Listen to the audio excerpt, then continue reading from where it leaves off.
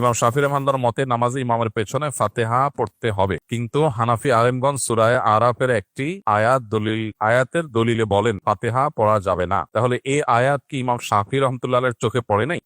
যে ভাই প্রশ্ন করেছেন তাকে বিনয়ের সাথে বলতে চাই যে বিষয়গুলোকে এইভাবে বিশ্লেষণ করবার সুযোগ নাই। একটা আয়াত, একজন ইমাম, স্বনামধন্য একজন ইমাম, লক্ষ লক্ষ কোটি মানুষ যাকে অনুসরণ করছেন, এলিমের মহাসমুদ্র, তার কাছে আয়াত চোখে পড়ে নাই এমনটি কোনো মুসলমানই মনে করার কোনো কারণ নাই। তাহলে বিষয়টা কি? যে আয়াত দিয়ে একটি মাযহাবের ওলামারা দলিল দিচ্ছে না, আরেক মাযহাবের ওলামা ইকরাম সেটাকে দলিল গ্রহণ করছেন না, কারণ কি? এর উত্তর হলো যে বিষয়টা ব্যাখ্যা সংক্রান্ত বিষয়।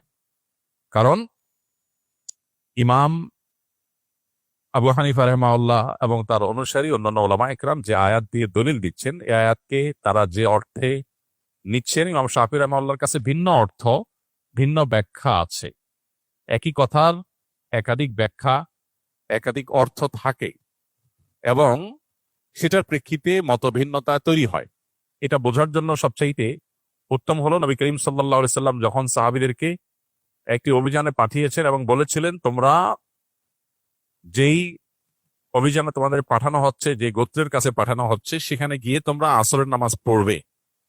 নবী সাল্লাল্লাহু আলাইহি সাল্লামের এই নির্দেশ সবাই শুনেছেন এবং সবাই সেটাকে মানার জন্য প্রস্তুত ছিলেন। প্রতিমধ্যে যখন আসরের নামাজের ওয়াক্ত যায় অবস্থা হয়ে যাচ্ছে, তখন কিছু সাহাবী নামাজ পড়ে ফেললেন, কারণ ফরজ নামাজ ওয়াক্ত চলে যাচ্ছে, তাহলে হারাম হবে, এই জন্য তারা পড়ে ফেলেছেন।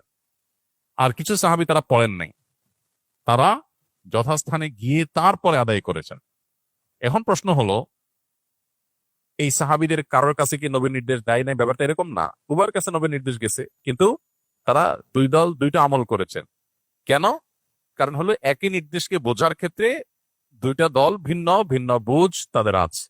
লাহু ফাহমুন অতিয়াহু রাজুলুন মুসলিম, যে কোনো মুসলিম, তাকে আল্লাহ তাআলা যে বিবেক, তাকে আল্লাহ যে বুদ্ধি, সেন্স দিয়েছেন, সেটা দিয়ে তিনি বুঝেছেন। এখন যে সমস্ত সাহাবীরা আসর পড়েছেন, তাদের যুক্তি ছিল যে নবী সাল্লাল্লাহু আলাইহি ওয়াসাল্লাম আমাদেরকে তাড়াতাড়ি যেতে বলেছেন যাতে আসর সেখানে গিয়ে পড়া যায়। এর মানে এইটা না যে ওয়াক্ত শেষ হয়ে গেলেও আমরা নামাজ পড়বো না। এই জন্য নবীজির নির্দেশের মানে হলো তাড়াতাড়ি যাওয়া, যেন আসর সেখানে যে পড়া যায়। ওয়াক্ত চলে গেলে আমাদেরকে নামাজটা আগে পড়তেই হবে, সেজন্য তারা নামাজ পড়ে ফেলেছে।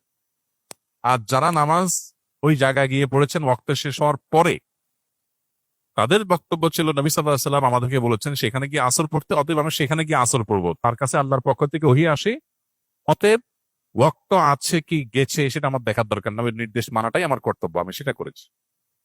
দুইটাই আপন জায়গায় সঠিক। নবী সাল্লাল্লাহু আলাইহি ওয়াসাল্লাম এই সংবাদ শোনার পর দুই মতের উপর আমল করা কাউকেই তিনি ভৎসনা করেননি, তার মানে উভয়টাকে তিনি অ্যাকসেপ্ট করেছেন।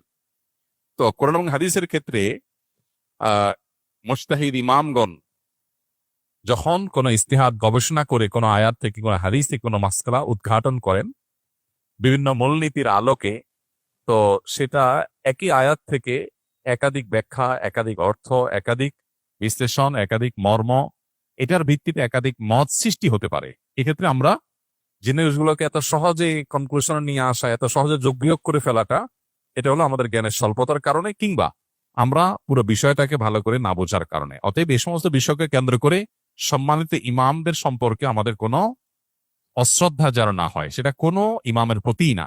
এমনকি কারোর মতের উপর যদি আমরা আমল নাও করি, তারপরও আমরা তার মতকে শ্রদ্ধা করতে হবে, কারণ তিনি তার এই মত প্রকাশ করতে গিয়ে যে ইস্তিহাদ করেছেন, এটার কারণে আল্লাহর কাছ থেকে তিনি সওয়াব পাবেন, বিনিময় পাবেন। তো আমি সমালোচনা করে গুনাহগার হওয়ার সুযোগ কোথা থেকে থাকে?